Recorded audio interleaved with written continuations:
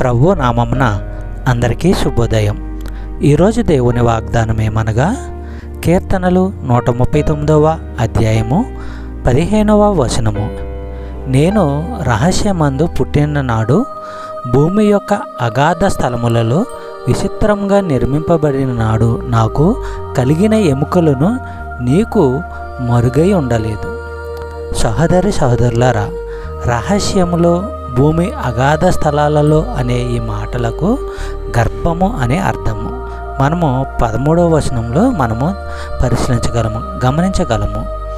ప్రసంగి గ్రంథము 11వ అధ్యాయము 5వ వచనము మనము పరిశీలించినట్లయితే, గర్భిణీ స్త్రీ గర్భంలో పిండము ఎలా ఏర్పడి పెరుగుతుందో నీకు తెలియదు, గాలివాలును పసిగట్టలేవు. అలాగే సమస్తము జరిగించే దేవుని క్రియలను నీవు గ్రహించలేవు. చెప్పబడిన వాగ్దానము దేవుడు దీవించి ఆశీర్వదించును గాక. ఆమేన్.